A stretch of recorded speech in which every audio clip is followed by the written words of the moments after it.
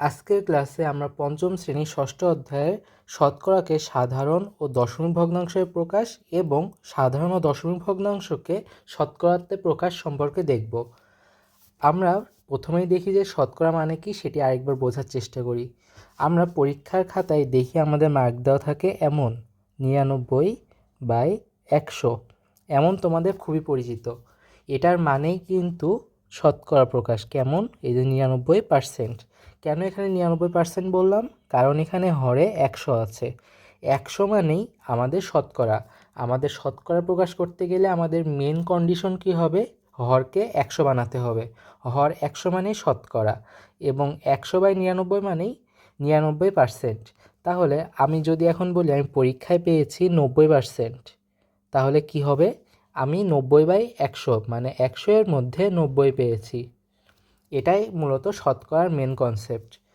তাহলে যদি আমরা এখানে সাধারণ ও দশমিক ভগ্নাংশ প্রকাশ করতে চাই তাহলে কি হবে? দেখো, প্রথমে দেওয়া আছে 80%। তাহলে 80%কে আমরা কি লিখতে পারি? 80/100। তাহলে আমরা শতকরাকে সাধারণ ভগ্নাংশে রূপান্তর করে ফেললাম। তাহলে এটাকে আমরা ছোট করতে পারি। তাহলে যদি আমরা এটাকে আরও ছোট করতে চাই তাহলে কত হবে? 2 দিয়ে ভাগ করা যাবে। তাহলে 40/50। এটাকে যদি আমরা আরও ভাগ করি তাহলে কি হয়? দেখো, 4/5। এটা আমাদের সাধারণ ভগ্নাংশ। এবং এটাকে যদি আমরা দশমিকে প্রকাশ করতে চাই তাহলে কি হবে? এখানে কয়টা শূন্য নিচে বলো তো? 2টা শূন্য। তাহলে আমাদের নিয়ম অনুযায়ী দশমিকের পর কয়টা শূন্য থাকবে বা কয়টা সংখ্যা থাকবে? 2টা সংখ্যা থাকবে। তাহলে দশমিকের পর যদি 2টা সংখ্যা থাকতে হয় তাহলে 0.80।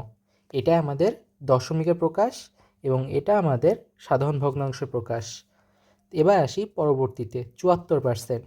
তাহলে 74%কে যদি আমরা ভগ্নাংশে লিখতে চাই তাহলে কত হয়? 74/100। এবং এটাকে আরও ছোট করে লেখা যায়, যেটা তোমাদের জন্য HW থাকবে। তোমরা এটি আরও ভাঙবা। তাহলে আমরা 74%কে সাধারণ ভগ্নাংশে রূপান্তর করে ফেললাম। এবার যদি আমরা দশমিকে রূপান্তর করতে চাই তাহলে কি হবে? এখানে 100 এর পর 2টা শূন্য। তাহলে দশমিকের পর কয়টা সংখ্যা থাকবে? 2টা সংখ্যা থাকবে। তাহলে 0.74। তাহলে আমরা দশমিক ভগ্নাংশ রূপান্তর করে ফেললাম। এখন আসো আমরা এইগুলাকেই কীভাবে শতকরায় রূপান্তর করতে পারি সেটি সম্পর্কে জানি। 27/50। 27/50কে যদি আমাদের শতকরায় রূপান্তর করতে হয় তাহলে মেন কন্ডিশন কি? এই যে হরকে 100 বানাতে হবে, এটাকে 100 বানাতে হবে। তাহলে হরকে 100 বানাতে হলে হরকে 2 দিয়ে গুণ করতে হবে। তাহলে শুধু কি হরকে আমরা 2 দিয়ে গুণ করব? হরকেই 2 দিয়ে গুণ করলে হবে? হবে না। হর এবং লব উভয়কেই 2 দিয়ে গুণ করতে হবে, তাহলে সমতা বজায় থাকবে। তাহলে চলো উভয়কে আমরা 2 দিয়ে গুণ করে ফেলি। 27 গুণ 2 এবং 50 গুণ 2। তাহলে উত্তর কত আসে? নিচে 50 গুণ 2 সমান 100, উপরে 27 গুণ 2 সমান 54। তাহলে 54/100। তাহলে এখন আমরা খুব সহজে এটাকে শতকরায় লিখতে পারবো। শতকরায় লিখলে কি হবে? খুবই সহজ, 54%। কেন পার্সেন্ট লিখতে পারলাম? কারণ এই পার্সেন্ট, কারণ এই যে হরে 100 আছে। তাহলে পরেরটায় চলো চলে যাই, 3/10। তাহলে 3/10 করতে গেলে উভয়কেই 10 দিয়ে গুণ করতে হবে। তাহলে 10 দিয়ে গুণ করে ফেলি। 10 গুণ 10 এবং 3 গুণ 10। তাহলে 3 গুণ 10 সমান কত হয়? 30, এবং 10 10কে 100। এখন আমরা খুব সহজে এটাকে শতকরায় প্রকাশ করতে পারবো।